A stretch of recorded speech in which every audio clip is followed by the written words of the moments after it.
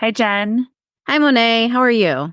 Good. I know you've been at a birth all night long, so thanks for being here. I'm sure you're exhausted. So tired, but that's birth work for you.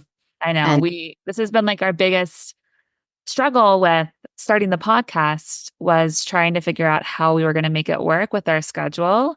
And so we're just going to push through and record even on days when we're tired because between the two of us, I feel like one of us has always been to at a a birth birth. or is going to a hmm birth. So, Yeah. yeah, but I'm glad that we're here and we're going to go ahead and jump right in.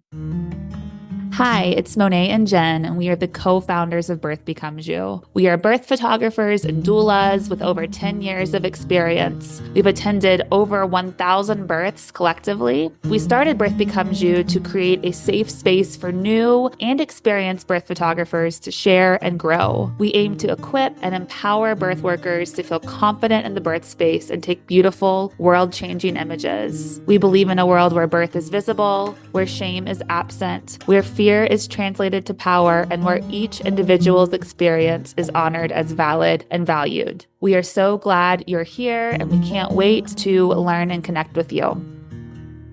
So, today we thought it would be interesting to talk about hospital birth in 2024. Jen and I have been doing this work for 10 years, and we've been parents for well over 10 years now. And so much has changed, I think, in the hospital birth space over the last decade. And specifically, even since COVID ended, I think a lot has changed, a lot of positive changes, honestly. So, we're going to just kind of go through things that we've observed and birth and talk about the things that we feel like are working really well in the hospital system and some things that we feel like could be improved upon. Jen, how many hospital births, like what percentage of births that you attend are hospital births? I actually attend more home births than hospital. I would say I probably attend probably 40% hospital births and the rest are at home right now. Yeah, I feel like my stats probably pretty similar. I would say maybe a little bit more hospital birth than you, Jen, but I would say at least 40, maybe 50% of the birth that I attend are hospital births. And for those of you who don't remember or don't know, I am located in Denver and Jen is in right outside of Ann Arbor in Michigan. So I think that's important because as leaders in Birth Becomes You, we talk to people all over the country and world, and some of the experiences that we hear from other birth photographers is very different than what we experience. So, this is not a like picture of birth in America. This is going to be pretty specific to our local birth cultures. But I think especially for Denver, and I also from Jen talking to you in Ann Arbor, I think that both of those communities are really kind of leading the way in a good way in terms of providing really competent, trauma-informed, hospital-based care. So I think it's a good thing to highlight for sure. Yeah, absolutely. And coming from Denver to here, I felt like in Denver the hospitals were a lot farther along in just allowing more things to happen, allowing more things to happen. Whereas here, I felt like I was kind of taking a step back when I moved. But the University of Michigan Hospital is really great here, and we see a lot of steps forward in hospital birth Absolutely. all the time. So, Yeah. Yeah. There are great things happening for sure in Ann Arbor and here in Denver. And the first thing that we want to talk about, I think it's probably the most important thing that we have seen and we continue to advocate for is just informed consent. I think a lot of healthcare providers have realized how important informed consent is and how it's not just about telling people like the risks and benefits. It's telling them the risk and benefits and then also giving them the choice and truly respecting that choice, even if it's not the choice they would make for themselves. mhm. I have, I have clients who are planning a hospital birth, and that is different in a lot of ways than the clients who are planning home births and end up going to the hospital. And in those situations, I really get to see informed consent modeled in really cool ways because those home birth transfers, obviously, they wanted a very different birth experience. They chose a very different healthcare provider, and they're at the hospital because they need some sort of help or assistance. Yeah. And I think it would be easy. And in the past, I saw a lot of providers, a lot of nurses talking down to these patients, not really giving them options or choices. It's like if you come to the hospital, then you're playing by our rules and this is how it's Mhm. going to be. And I've seen that change like 180 in the last several years. And now when I go to the hospital with my home birth clients, the nurses, the OBs, they treat these families with such respect and they give them time. You know, if they're like, I really think Pitocin is what you need, they'll explain why, but they will give them time and space. And if they end up saying no, that's okay. I just attended a Mhm. birth the other day where my client did not want Pitocin, even though her contractions had really spaced out and they recommended it. She said no. And they said, okay, well, do you want to do the breast pump instead? And so she did the breast pump for several hours. And we ended up on Pitocin eventually because I really do think that clinically that's what needed to happen. But they gave her ample time. They allowed her to make a different choice. They didn't judge her. They just provided information and then they let her and her partner decide what they wanted for themselves and their baby. And it was a really Right. powerful thing to witness. And my clients like kept on looking at me and being like, this hospital is amazing. Like I thought that hospitals were not like this. And it's really cool to see that changing because they really are, I think, making huge strides to Mhm. providing true informed consent to their patients. Now, are you seeing all of this at one hospital or are you seeing this at every hospital? Because it's different here. Yeah, I know. I mean, I would say too, we definitely have some like stellar hospitals here in Yeah. Denver, right? And Yep. so there are the hospital that I was just talking about was Denver Health, where you actually had Clem, Jen. So, but even from the time that you had Clem to Yeah. now, oh Right. my gosh, like it continues to improve. So And we they were good definitely, then, I thought. yes, I mean, yeah, like, I knew what I absolutely. was getting into. Yeah, Clem is 8, so this was a while ago, and right. when I had to transfer, but I did feel respected and listened to, and I didn't feel like I was looked down upon at all. Yeah, no, I would say so, you know, there's some leaders that are really like just the top of the list, but I really see this at almost every hospital that I'm going to now. Really, that's so good to hear because it's Yeah, I not mean, like that I'm here. really, of course, there's always situations, there's always providers, there's always nurses where sometimes I'm like, ooh, but I would say by and large, we have really moved towards a lot of shared decision making and informed consent, which Yeah. I love, but not the case as much, right? For you in Michigan, it's a little bit, It's different here. yeah, The University of Michigan, which is the hospital that I will like sing their praises constantly, has been really great at home birth transfers and facilitating like community events for the home birth midwives and even for doulas so that when a transfer is happening, at least they've met the staff before, they've met the midwives before, the midwives, the home birth midwives understand the process, and the hospital staff understands where the home birth midwives are coming from. But the midwives here will drive an hour if it's safe for their home birth transfer to go to U of M. If they sure. have to go to a local hospital because of an emergency, it's very different.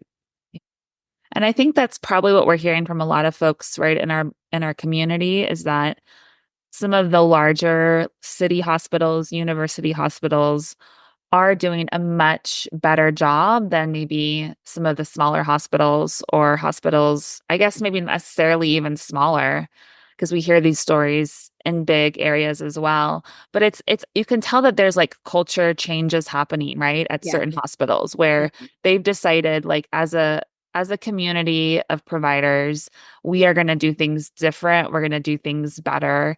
You know, even when it comes to like cervical exams, like I've loved watching nurses and providers truly practicing informed consent with cervical exams and then also trauma informed care, you know, not coming in and saying, I would like to do a cervical check right now. Is that okay?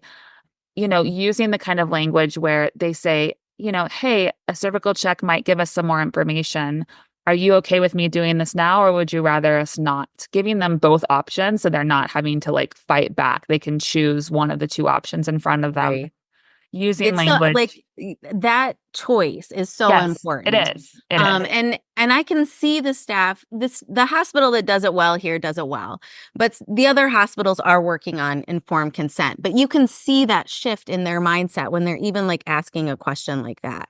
And they Absolutely. are giving a lot of options rather than just like saying, half of it. Like, well, I'd Right. like to do a cervical exam now. We would like this information. Right. Right. Exactly. And Yeah. Yeah.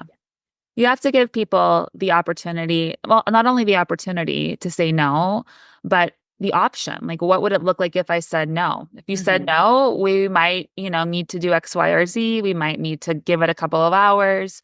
But giving people two choices, I think, is one of the most important things you can do in terms of informed consent. Like, this is, if we do this choice, if we use Pitocin, if we, if you get an epidural, if we go back for a cesarean, these are the reasons why. These are the risks and benefits. And then these are the risks and benefits if we don't do anything at all. And then giving them the space to think about that. Of course, as long as there is time. And that's the thing about obstetrics is that in most situations there is It's time. There's mhm. time. Of course there's always emergencies, cord prolapses, we know all of those really rare emergencies that happen, a shoulder dystocia. You can't really have minutes to, think about what you want to do. Right. We're not talking about those situations. We're talking about the vast majority of the care that does happen during labor and delivery, where there is time for people to think and discuss and hear their options. Now, Jen, you were telling me, was it that not one of your clients, but somebody else had an episiotomy done without consent, right? Yeah. One of my doula friends here had a birth at a different hospital on the other side of the state from me. And the person giving birth said, I do not want to be cut. And the doctor did it anyway. And it wasn't an emergency situation. Of course, that doula is filing a complaint. She's talked to the hospital, but mom is very traumatized, rightfully so, by the terrible like situation. I mean, when she shared the full story with me, I was shocked. Yeah. And you can't believe that sometimes this stuff still happens. Like, while we don't see it all the time, and I've probably only seen 3 or 4 episiotomies in my whole 10 plus years doing this, and they were all with consent and all very emergent, but they were with consent. Yeah. So you can consent somebody before you do something like that. And this was not that Yeah. situation at all. Yeah, that's really sad. And Jen, it makes me think about, and I try to remember this quite often, is that I am, as a birth photographer, as a well-known birth photographer here in Denver, Colorado, I'm working with a very specific population of birthing families, right? A lot of my families are financially well off. They are very educated. They are very informed. They know their options. They know how to advocate for themselves. And so I want to put a caveat on this whole episode as we talk about hospital births Absolutely. is that we see a lot of births. Jen and I go to a lot of births, but we also are working with a very specific, small demographic of people. And so this cannot be all of these talks about how, wonderful and informed consent and all the great things are happening. Yes, they're happening, but I don't know how far reaching this is, right? And so I want to just make sure that we acknowledge that privilege. A lot of our clients are privileged, and so they have perhaps different relationships with providers and hospital systems than other folks. And I think that's Mhm. important to just say. Yes, And absolutely. yeah, so I think that there are definitely areas and communities in our country where we know this kind of stuff is not happening on the regular. Right. We also are photographers. We're in there with a camera. We're in there documenting the birth. And I do think that that sometimes changes the way that providers act, and in a Mhm. good way. And I hate to say that because I don't think that anybody wants to think that your care changes.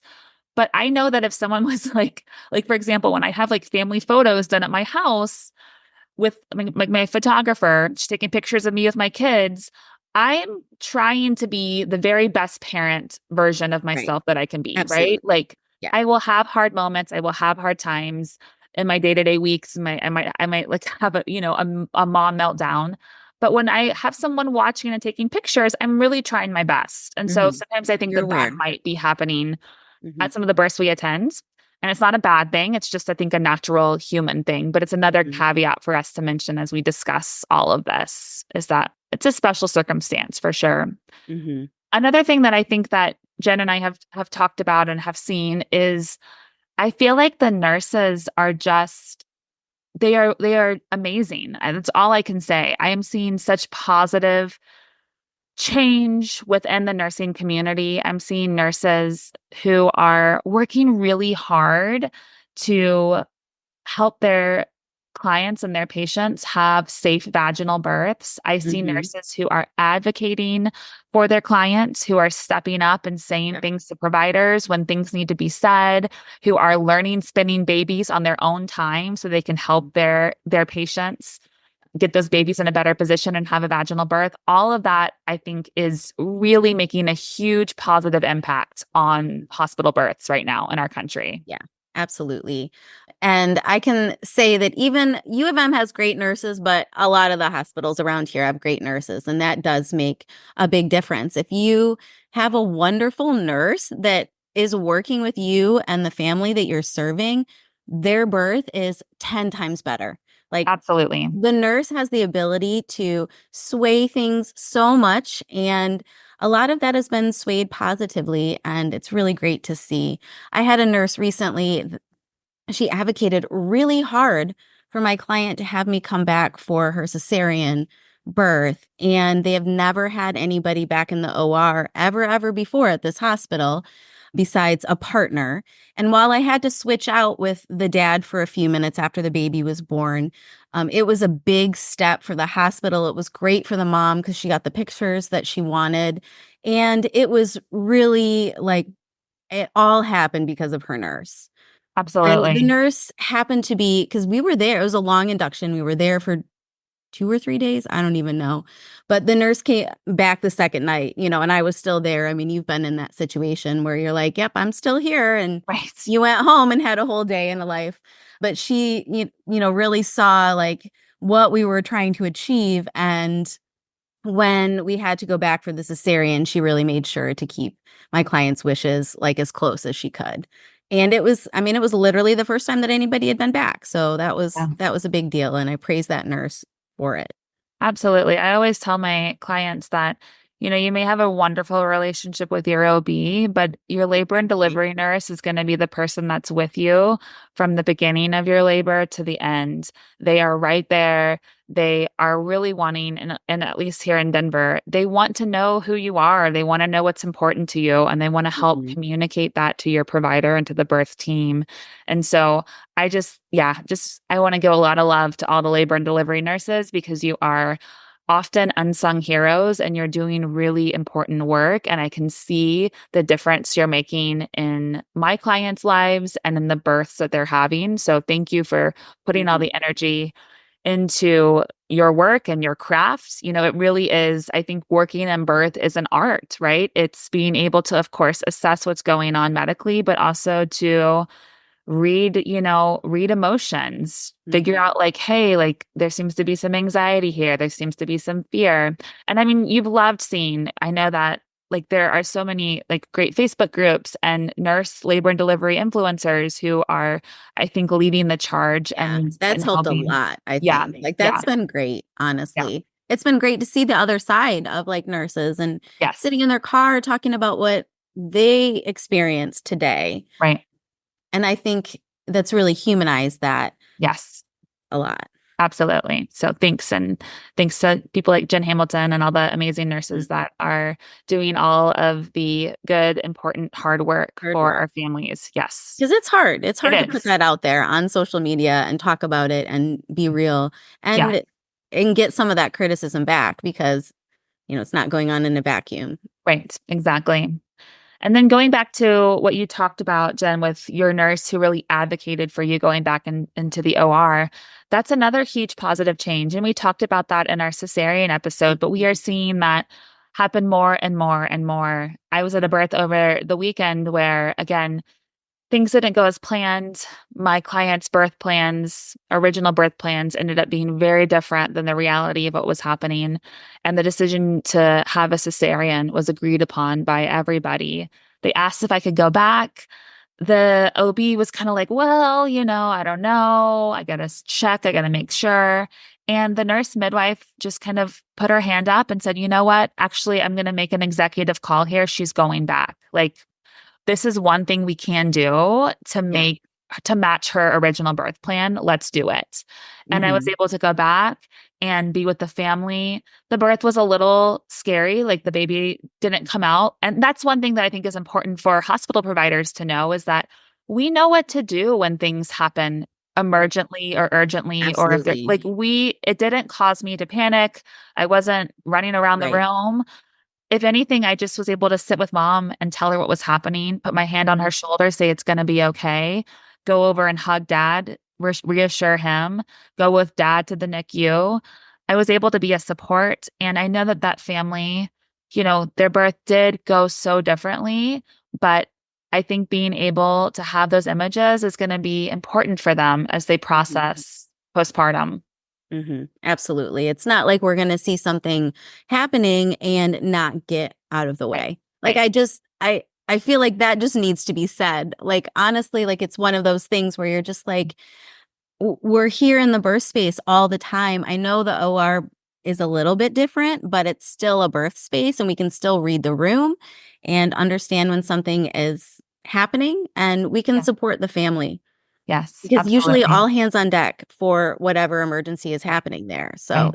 there's Right. not too many people that are there like telling the mom or the dad everything's going to be okay. It's Right. nice to have, It somebody else is. in Yeah, space. It really is. It's only absolutely. helpful. And I had the same kind of situation. It was actually a nurse that said, well, the anesthesiologist didn't want me to go back right away into the C-section with the family. They wanted me to wait with dad. And the nurse said, no, she's not waiting. She's a part of the care team. And I went in with the patient. I was able to be there for her epidural and laying down on the table and all of that. And it was because of a nurse. So, That's really cool. I love that. yeah. And I think that kind of brings up, this is a big pet peeve of mine. This has happened at a birth a few weeks ago. But, as we've seen a lot of positive changes, we've seen, routine allowing doulas and birth photographers back in the OR, which is wonderful. But then there are still some very like weird and inconsistent policies that I feel like have not been upgraded to 2024. Right. And one of those would be, this is just a small example, but epidural placements. I'm allowed to go back into cesareans. Like I said, I go back to one or two every single month. But in a lot of places, they still ask me to leave the room when they are doing the epidural. So that's weird to me because So silly. arguably, Hmm. a cesarean birth is a lot more, so there's a lot more risk there in terms of the sterile field than an epidural. And what happened a couple weeks ago, I had a patient, she was a multip, her water had broken, third baby, very fast births. We all got to the hospital and it was very evident that she was close to having a baby. Her sister was there, who was her labor support. I was there. And the anesthesiologist came in and said, okay, we're going to place the epidural. You guys need to leave. And not only leave, but we were asked to go to the waiting room. And I looked at the nurse and I said, I think she's about to have her baby. It's really important that we're here with her and for her. Please come and get me if she starts pushing. Because I knew from enough Right. births Just that don't. she was going to have the baby. So we go out to the waiting room, and the sister was like pacing the halls. We were anxious. And sure enough, in a few minutes, the door flies open. The nurse is like, come back now. She's having the baby. We have to run back into the room. She has the baby. We don't miss it, but I can't help but think how stressful that was for my client as she was going through transition to be totally alone. We could have been in the room. We could have been holding her hands. We could have been offering her encouragement. She didn't speak English, wasn't her mother tongue. She was Portuguese, like Portuguese was her mother tongue. And her sister could have been there communicating to her in her language. And instead we were in the waiting room. So it's things like that where I'm just like, okay, Why? we've made so Yeah. much progress. Why are we still doing certain things this Hmm. way? And No, so I I would had it. go ahead, sorry. Sorry. That's okay. I had a really similar situation, and it actually was even more infuriating. And I want to share it because you're so right. Like, these inconsistent policies are just not always great for the birthing person. And you can do so much to like move things forward. And then you're like taking steps back here. But Right. I was with a family during a loss, Mhm. and it was very evident that the baby was coming very soon. And the patient wanted an epidural, and they asked me to go out, and the anesthesiologist asked me to leave, and the mom said, please, like, she's my doula. This is really hard. And he was like, no, you got to go out. And I mean, did not have any compassion in that moment. And so I stepped out. I knew that the baby was going to come very soon. He never got the epidural in. I could hear her screaming. Eventually he came out and was like, is there a doula out here? And then I went into the room to support. But it was their worst day of their life. And to have their support person taken away in that moment it was awful. Yeah. And it was the wrong choice all around. And everybody in that room, nobody spoke up. There was a midwife, there was a nurse, and the anesthesiologist. And of course, mom and dad cannot speak up in that moment. So it was just one of those times where you're like, this really isn't the best thing here. We could Yeah. do better. It's an Yeah. epidural. Yeah. And I think that's a lot of the hospital. And I, tell my clients this sometimes is that there are a lot of policies that that's just the way that they've done things for a really long time. Hmm. And there's not really evidence to support that, but that's just the policy of the hospital.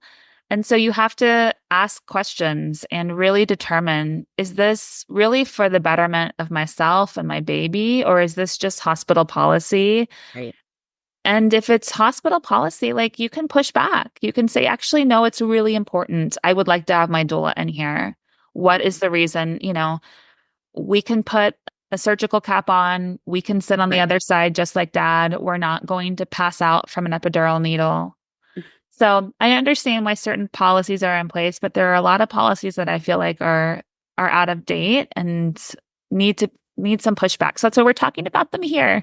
Right. I think the best thing we can do is communicate and share information and talk about it as a community.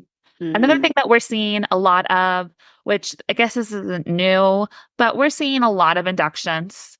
Lots. And, Even at the best hospitals, yeah, we're seeing.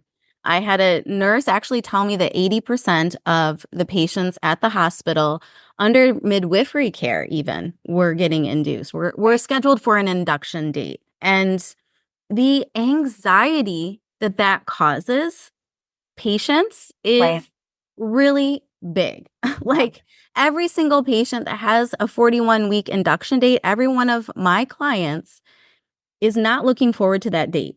They're right. not happy about that date. They're doing things to try to get their baby to come out before the date.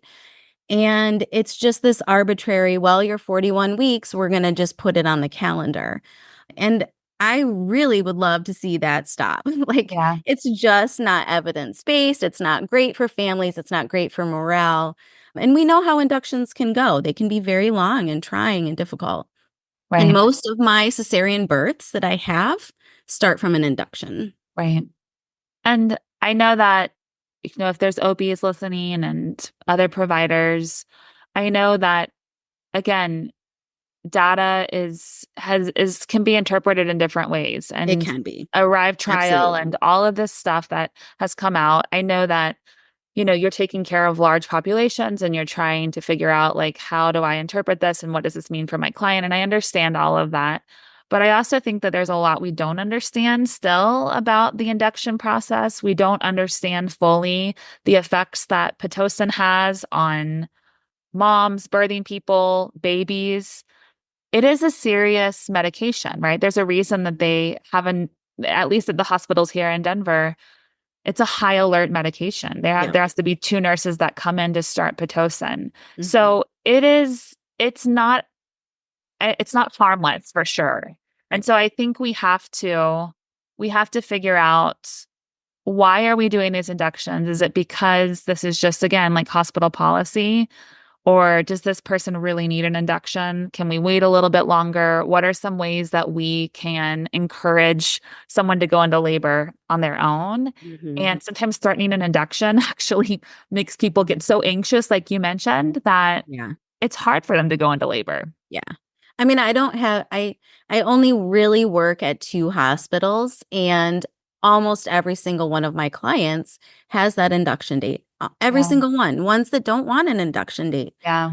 Like while inductions can go well, and like you said, like a big hospital is trying to manage a lot of patients and trying to do it in the best way that they can, but we do need to individualize some things. Right. And having an induction date for every person is not that. Right. Right. And so again, like we could probably spend a whole episode Oh, we talking could. about We could. inductions, not Yeah, only what we think about inductions. Again, they're sometimes totally necessary, and we've supported many wonderful inductions. absolutely.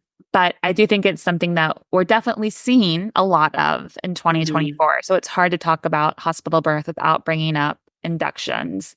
And I But feel like it's what we've been seeing for 10 years. And, yeah, yeah, like it's not changing, it's right, actually getting higher. right. So, Absolutely. Yeah. yeah. And then I think we could end on a positive note because I don't want to end on anything negative because I do think that there has been a lot of really positive change in the hospital Hmm. systems. One thing that I love seeing is people pushing in a lot of and giving birth in a lot of different positions. I am seeing, and again, the nurses have kind of led the way on this, but people with epidurals are getting up and squatting with a squat Hmm. bar. They're pushing on their side. They're pushing on all fours. They're delivering babies on all fours. I have seen OBs come in and being very comfortable with delivering a baby in all different sorts of positions. And that's something that I love to see. And I'm so happy that that change is making its way across the country. Again, I know it's not at every hospital, and I'm sure there are plenty of hospitals where when that OB comes in, you're on your back. But at least here in Denver, I'm seeing providers offering and doing something different, which is really encouraging. Hmm. Yeah. And we're able to see hospital water births here Yeah, at University of Michigan. I don't believe there's any other hospital in our state that allows for delivery in the tub. Most of the hospitals allow you to labor in the tub, but U of M allows water birth delivery. And I think that's a huge change and like a step forward for all hospitals, really. that's University of awesome. Colorado, when I lived in Denver, like water birth was kind of new then at the Right. hospital. And I remember that being a big change and being really excited that hospitals were just going to let that happen. And they were blowing up pools and putting them in hospital rooms. Like, Now whole different now. you have actual pools, right? No, well, we have tubs, like the Tubs like that corner are tubs. permanent. Yeah. Yeah, the Which I permanent think corner tubs. that's the one gripe I have about the University of Colorado is that while they Hmm. do allow water births, they have Yeah, to inflate the the tub. blow up tub. And that's really, especially if a multip is coming in who's about to have a baby, Yeah, it can be really hard to get that get tub that blown tub up, up. filled up, all the things. I was at actually Poudre Valley Hospital in Fort Collins, and they just redid their labor and delivery rooms, Jen. And I walk in, and then I don't know if it was all the rooms, maybe it was just a couple of rooms, but you walk in, and there's this huge white porcelain tub in the middle of the room. It's like not in the bathroom, it's like in the middle of the room. Uh, And they're going to start offering water births there. And that's I so was like, great. that is so amazing. Like, they didn't have to do that. Certainly, I think they're only the second hospital that I know of in the Front Range that offers water births. But to like Hmm. put these like big, beautiful Amazing tubs. tubs, Yeah, I that's was like, great. that's awesome. And Yeah.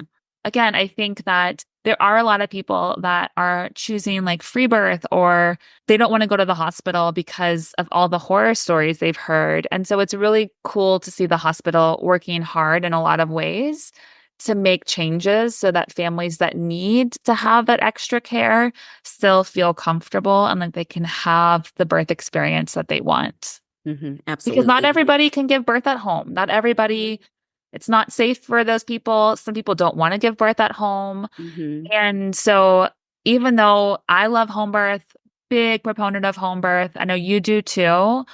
We want there to be great and positive change in the hospital system too, because that's what most people, at least in our country, are going to access when they have their babies. And so we want change to ripple into every area of birth in America. Well, thanks, everybody. We are so glad that you're here. Jen, thank you, especially for Right. Sorry. powering Yeah, I'm through. just trying to like stay awake I over know. here. Yeah. Yeah. We are really I'm grateful. looking at my bagel, like, Yeah. can't wait to eat it. We're grateful that you were able to do this, and we can't wait to talk and share more next week. Bye, everybody. Thank you. Bye. Thanks for tuning in. Find out more about us, our courses, and other tools for birth photography at birthbecomesyou.com. And make sure to follow along on Instagram and Facebook at Birth Becomes You. And if you love listening, make sure to give us 5 stars on Apple Podcasts and subscribe wherever you listen. Thanks. Catch you on the flip side.